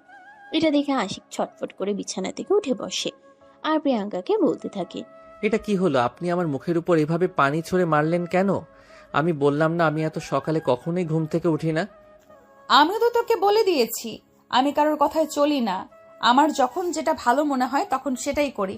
আর তোকে তো আমি কখন বলে গেছি বিছানা থেকে উঠে ফ্রেশ হয়ে আসার জন্য, আমার সঙ্গে মর্নিং ওয়াক করতে যাবি, কিন্তু তুই আমার কথাই শুনছিস না কেন? বললাম তো আপনি আমার পার্সোনাল লাইফে হস্তক্ষেপ করবেন না, এটা আমার একদম পছন্দ নয়। তোকেও আমার কোনো কালে পছন্দ ছিল না, কিন্তু তারপরও বাধ্য হয়ে তোকে বিয়েটা করেছি। তো এমন কিছু করবি না যাতে আমি আরো হার্ড হওয়ার জন্য বাধ্য হয়ে যাই। এই বলে আশিক বিছানা থেকে উঠতে না চাইলেও প্রিয়াঙ্কা তাকে টেনে হিঁচড়ে বিছানা থেকে নামালো আর তারপর ওয়াশরুমে ঢুকিয়ে দিল। ইচ্ছে না থাকা সত্ত্বেও এই সকালবেলা আশিক ফ্রেশ হয়ে আসতে বাধ্য হলো। তারপরেই প্রিয়াঙ্কা তাকে নিয়ে বাসা থেকে বের হয়ে গেল। প্রায় 2 ঘন্টা ধরে দুজন হাঁটাহাঁটি করছে, দৌড়াচ্ছে। আশিক এইসব কিছু আর সহ্য করতে পারছে না, তার যেন একদম কান্না পেয়ে যাওয়ার মতো অবস্থা হয়ে আছে। প্রিয়াঙ্কাকে বলতে লাগলো, প্লিজ এগুলো একবার বন্ধ করুন, আমি আর পারছি না, আমার খুব ক্লান্ত লাগছে, আমি বাসায় যেতে চাই। আরো 20 মিনিট আমি প্রতিদিন 2.5 ঘন্টা ব্যায়াম করি আর তারপরে অন্যান্য কাজ করি, তাই এখন থেকে তোমাকেও আমার সঙ্গে প্রতিদিন 2.5 ঘন্টা করে ব্যায়াম করতে হবে। আমি মাপ চাই, আমাকে দিয়ে এসব কিছু হবে না। প্লিজ আপনি আমাকে এভাবে আর অত্যাচার করবেন না, আমি বাসায় যেতে চাই, আমার খুব টায়ার্ড লাগছে, আর পারছি না আমি। 25 মিনিট। আরে কি শুরু করেছেন আপনি? 30 মিনিট, এখন পুরো 30 মিনিট আমার সঙ্গে থাকতে হবে। আমি তো বললাম বেশি কথা বলা আমি একদম পছন্দ করি না, কিন্তু তারপরেও কেন বারবার আমার মুখের উপর এত কথা বলস? এখন যদি আবার কথা বলস তাহলে আরো 5 মিনিট অ্যাড হবে। প্রিয়াঙ্কার এই কথা শুনে আশিকের মুখ একদম বাংলার পাঁচের মতো হয়ে গেল। চেহারাটা জাস্ট দেখার মতো ছিল।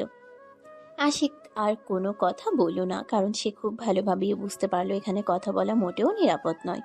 এখানে কথা বললেই বিপদে পড়তে হবে, তাই সবচেয়ে ভালো হয় মুখ বন্ধ রাখা। তাই আশিক মুখ বন্ধ রেখে প্রিয়াঙ্কার সঙ্গে আবারও ব্যায়ামে যোগ দিল।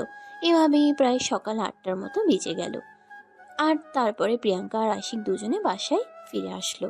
আশিক বাসায় এসে সোজা বেডরুমে চলে গেল আর বিছানায় শুয়ে লম্বা একটা ঘুম দিল। এদিকে প্রিয়াঙ্কা বাসায় আসা মাত্রই কিচেনে ঢুকে গেল নিজের হাতে সবার জন্য নাস্তা বানানোর জন্য। যদিও বাসায় কাজের মেয়ে প্রতিদিন সবার জন্য নাস্তা বানায়, কিন্তু প্রিয়াঙ্কা কাজের মেয়েকে কাল রাতেই সবকিছু বলে রেখেছিল এখন থেকে বাসার সব কাজ সে নিজের হাতেই সামলাবে। তাই সকালবেলা কাজের মেয়ে সবকিছু শুধু গুছিয়ে রেখেছিল আর কোনো রান্না বান্না করেনি। প্রিয়াঙ্কা বাসায় আসার পর প্রিয়াঙ্কা নিজের হাতে সবার জন্য নাস্তা বানায় আর তারপরেই সবাইকে ঘুম থেকে ডেকে তুলে। এদিকে প্রিয়াঙ্কার শ্বশুর মশাই তো প্রথম দিন শ্বশুর বাড়িতে এসে প্রিয়াঙ্কা সবার জন্য নিজের হাতে নাস্তা বানিয়েছে। এটা দেখে একদমই অবাক হয়ে প্রিয়াঙ্কাকে বলতে থাকেন, আরে বৌমা, তুমি কেন সকালবেলা ঘুম থেকে উঠে সবার জন্য নাস্তা বানাতে গেলে? বাড়িতে তো কাজের মেয়ে আছে, তাছাড়া ওদের তো রাখাই হয়েছে তোমার বাড়িতে কাজ করার জন্য। হ্যাঁ বাবা, বাড়িতে তো অনেক কাজ আছে, এখন থেকে না হয় রান্নাটা আমি নিজের হাতেই করব। তাছাড়া শ্বশুরবাড়ির মানুষের জন্য নিজের হাতে রান্না করতে আমার মন্দ লাগবে না। এখন থেকে বাড়ির সবার জন্য আমি নিজের হাতে রান্না করব। বৌমা, তুমি সারাদিন অফিস করবে, তারপর আমার ছেলেকে সামলাবে, তারপর আবার সংসার সামলাতে পারবে তো? বাবা আপনি কোনো চিন্তা করবেন না, মেয়েরা সব পারে। মেয়েরা হলো মায়ের জাত, তাদের 2টো হাত দেখা গেলেও তারা 2 হাতে 10 হাতের কাজ সামলাতে পারে। তাই আপনার চিন্তার কোনো কারণ নেই, আমি অফিস সংসার দুটোই একসঙ্গে সামলাতে পারবো। এই বলে প্রিয়াঙ্কা তার শ্বশুরের প্লেটে নাস্তা তুলে দিল আর তারপরে সে নিজেদের রুমে চলে গেল আশিককে ঘুম থেকে ডেকে তোলার জন্য। কিন্তু আশিক চোখ মেলে তাকাতে পারছে না, তার প্রচন্ড ঘুম পাচ্ছে। আশিক, ওই আশিক, ঘুম থেকে ওঠ, আমি সবার জন্য নাস্তা বানিয়েছি, সবাই একসঙ্গে নাস্তা করব। আসো বাবা, সবাই মিলে নাস্তা করব, সবাই অপেক্ষা করছে। আরে আমি পারবো না এখন নাস্তা করতে, আমার নাস্তা করা চাইতে ঘুমানোটা সবচাইতে বেশি জরুরি। আমাকে এখন ঘুমাতে হবে প্লিজ। এভাবে আমাকে ডাকাডাকি করো না। আমি আরেকটু ঘুমাতে চাই, আমার একটু ভালো লাগছে না, প্লিজ এখান থেকে চলে যাও। দেখো, একদম আমার মেজাজ খারাপ করবেন। আমি সকালবেলা না ঘুমিয়ে এত কষ্ট করে সবার জন্য নাস্তা বানিয়েছি, আর এখন তুমি কিনা বলছো তুমি এখন নাস্তা খেতে পারবে না? কিছুক্ষণ পরে নাস্তা ঠান্ডা হয়ে যাবে। আমি তোমার কোনো কথা শুনবো না, চুপচাপ চলে আসো। এই বলে প্রিয়াঙ্কা আশিককে টানতে টানতে বিছানা থেকে নামিয়ে দাঁড় করালো, আর তারপর তাকে আবার নাস্তার টেবিলে নিয়ে গেল। আশিক ঘুমের ঠেলায় চোখ খুলতে পারছে না। প্রিয়াঙ্কা তাকে টেবিলে বসিয়ে দিল।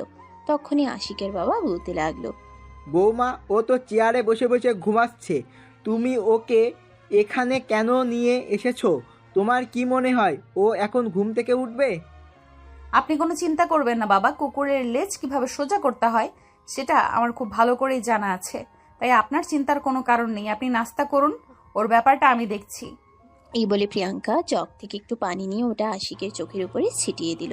আশিক একটু নড়েচড়ে উঠলো আর বলতে লাগলো, আমি বুঝতে পারছি না আমার উপরে এগুলো কোন ধরনের অত্যাচার শুরু করা হয়েছে, কেন হচ্ছে আমার সঙ্গে এরকম। এই যে মহাশয়, সকালবেলা আমি এত কষ্ট করে নাস্তা বানালাম আর আপনি এখানে পড়ে পড়ে ঘুমাবেন? এটা তো হতে পারে না। আগে নাস্তাটা খেয়ে নিন, তারপর রুমে গিয়ে যতক্ষণ ইচ্ছা ঘুমান, আমি আপনাকে কিছুই বলবো না, কিন্তু আমি আমার পরিশ্রমের ফসল বৃথা যেতে দেব না। এই বলে আশিকের দিকে তার প্লেট বাড়িয়ে দিল। আশিকও তখন বাধ্য হয়ে ঘুম ঘুম চোখ নিয়ে নাস্তা খেতে লাগলো। নাস্তা শেষ হলে আশিক আবার গিয়ে রুমে শুয়ে ঘুমিয়ে পড়ল। আর এদিকে সেদিন ছিল তাদের বৌভাতের অনুষ্ঠান। আপনাদেরকে তো আগেই বলা হয়েছে, আশিকের বাবা নিজের একমাত্র ছেলের বিয়ে বলে কথা। মহা ধুমধামের সঙ্গে তিনি এই অনুষ্ঠান করতে চান। কিছুক্ষণের মধ্যেই পার্লার থেকে মেয়েরা চলে আসে প্রিয়াঙ্কাকে সাজানোর জন্য। যদিও প্রিয়াঙ্কা এত ভারী ভারী সাজ গহনা মেকআপ পছন্দ করে না, কিন্তু তারপরেও বিয়ে বলে কথা, আজ তো একটু সাজতেই হবে। এদিকে কিছুক্ষণের মধ্যেই তার শ্বশুর মশাই তার রুমে এসে একটা গিফটের প্যাকেট প্রিয়াঙ্কার দিকে বাড়িয়ে দিয়ে বলতে থাকে, বৌমা, এটা স্পেশালি তোমার জন্য, আমি লন্ডন থেকে আনছি। গতকাল পৌঁছাতে দেরি হয়ে গিয়েছিল, তাই তোমাকে দেওয়া হয়নি। একটু আগে পার্সেলটা হাতে পেলাম, খুলে দেখো, আশা করি তোমার ভালো লাগবে। এই কথা শুনে প্রিয়াঙ্কা তার শ্বশুর মশাইয়ের হাত থেকে গিফটের প্যাকেটটা নিল। আর গিফটের প্যাকেট খুলে তো একদম অবাক। এটা তো কোটি টাকার ডায়মন্ড নেকলেস। প্রিয়াঙ্কা অবাক হয়ে তার শ্বশুরের দিকে তাকিয়ে আছে। তখনই তার শ্বশুর তাকে বলতে লাগলো, অবাক হওয়ার কিছু নেই বৌমা, তুমি আমার একমাত্র পুত্রবধূ, আর আমি আমার পুত্রবধূর জন্য এইটুকু তো করতেই পারি। তোমার শাশুড়ি মা বেঁচে নেই, যদি তিনি থাকতেন তাহলে হয়তো তোমাকে তার পছন্দ মতো শাড়ি গয়না দিয়ে সাজিয়ে আনতো। আমি শ্বশুর হিসেবে এইটুকু দায়িত্ব তো নিজের ঘাড়ে তুলে নিতেই পারি। বলো, গহনাটা কি তোমার পছন্দ হয়েছে? পছন্দ হয়েছে মানে? আমার অনেক পছন্দ হয়েছে বাবা। আপনার রুচি আছে বলতে হয়। হ্যাঁ, সেটা তো অবশ্যই, সেই জন্যই তো তোমাকে আমি আমার পুত্রবধূ হিসেবে পেয়েছি। তা না হলে কি আর তোমার মতো একটা সুন্দরী মেয়েকে নিজের পুত্রবধূ বানাতে পারতাম? কথাটা শুনে প্রিয়াঙ্কা একটু লজ্জা পায় আর মুচকি হাসি দিয়ে নিজের মাথাটা নিচু করে নেয়। প্রিয়াঙ্কার মাথায় হাত রেখে আশিকের বাবা তখন বলতে থাকেন, লজ্জা পাওয়ার কিছুই নেই বৌমা, আমি তোমার আরেকটা বাবা বলতে পারো। তাছাড়া আমার সহায় সম্পত্তি যা কিছু রয়েছে সব কিছু তো তোমাদের দুজনেরই। আর সবচেয়ে বড় কথা, আমি আমার জীবনের সবচাইতে মূল্যবান সম্পদটাকে তোমার হাতে তুলে দিয়েছি। তোমার কাছে আমার একটাই চাওয়া, তুমি আমার সেই মূল্যবান সম্পদটাকে দেখে রেখো। প্রিয়াঙ্কা তখন তার শ্বশুর মশাইয়ের হাত দুটো ধরে বলতে থাকে, আপনি কোনো চিন্তা করবেন না বাবা, আমি যখন কোনো একটা দায়িত্ব নেই তখন সেটা যত্ন সহকারেই পালন করি। আর আমি তো আপনার ছেলেকে বিয়ে করেছি, তার বিবাহিত স্ত্রী, তাকে সঠিক পথে ফিরিয়ে নিয়ে আসা আমার দায়িত্ব এবং কর্তব্য। আপনি শুধু আমার জন্য দোয়া করবেন, দেখবেন ইনশাল্লাহ আমি সবকিছু জয় করতে পারবো। তোমার জন্য আমার দেওয়া সব সময় থাকবে, তোমার জন্য আমার দোয়া সব সময় থাকবে। আমি চাই তোমরা দুজন সব সময় খুব ভালো থেকো। রুম থেকে বের হয়ে চলে গেলেন। আর এদিকে প্রিয়াঙ্কাদের বাড়ির মেহমানরাও চলে এসেছে। কিছুক্ষণের মধ্যেই বৌভাতের অনুষ্ঠান শুরু হয়ে গেল। সবাই একসঙ্গে অনেক আনন্দ উল্লাস করলো, সময় কাটালো। দেখতে দেখতে অনুষ্ঠান প্রায় শেষ পর্যায়ে। প্রিয়াঙ্কার বাবা, বোন আর আত্মীয় স্বজন সবাই চলে যাবে তখনই প্রিয়াঙ্কার বাবা আশিককে নিজের কাছে ডেকে নিলেন। আর তারপরে প্রিয়াঙ্কা আর আশিকের হাত দুটো একত্র করে বলতে লাগলেন, দেখো, তোমাদের কাছে আমাদের আর কিছুই চাওয়ার নেই। শুধু এইটুকু কথা বলি, আমাদের বন্ধুত্বের মর্যাদাটা রেখো, যেন এমন না হয় তোমাদের জন্য আমাদের বন্ধুত্বের সম্পর্ক নষ্ট হয়। এটা মনে রেখো প্লিজ। এই বলে প্রিয়াঙ্কাকে আশিকের হাতে তুলে দিয়ে প্রিয়াঙ্কার পরিবারের সবাই সেখান থেকে চলে গেল। আর এদিকে তখন থেকে প্রিয়াঙ্কার ভীষণ মন খারাপ। রাত 11টা বাজে। প্রিয়াঙ্কা মন খারাপ করে বিছানার উপর বসে আছে। আশিকের রুমে এসে দেখে প্রিয়াঙ্কা কান্না করছে। দরজাটা বন্ধ করে প্রিয়াঙ্কার পাশে এসে বসে আর তারপরেই প্রিয়াঙ্কাকে বলতে থাকে, কে আবার কি হয়েছে? আমার লক্ষ্মী বউটা কান্না করছে কেন? বাড়ির সবার জন্য খুব মন খারাপ করছে। সবাই আমাকে রেখে চলে গেল। 1-2 জন তো থেকে যেতে পারতো। মন খারাপ করে না, আমরা তো কিছুদিন পর তাদের এখানে আবার ঘুরতে যাব, তাহলে মন খারাপ করার কি আছে? কিন্তু তারপরেও মেয়ে মানুষের জীবনের নতুন অধ্যায়ের সূচনা হলে পরিবারের মানুষজনদের পাশে থাকাটা খুব জরুরি। আমি তো আছি তোমার পাশে, চিন্তা করো না, সব ঠিক হয়ে যাবে। আর তুমি খুব ভালো থাকবে, শুধু আমার উপর ভরসা রেখো। আমি তো তোমার বাবাকে কথা দিয়েছি তোমাকে ভালোবেসে ভালো রাখবো। আমি আমার কথা রক্ষা করতে যা করতে হয় তাই করব। ও আচ্ছা, তাই বুঝি। তুমি কবে থেকে এতটা দায়িত্ববান হয়ে গেলে? যখন থেকে তোমার জামাই হয়েছি। তাই বুঝি। তাই।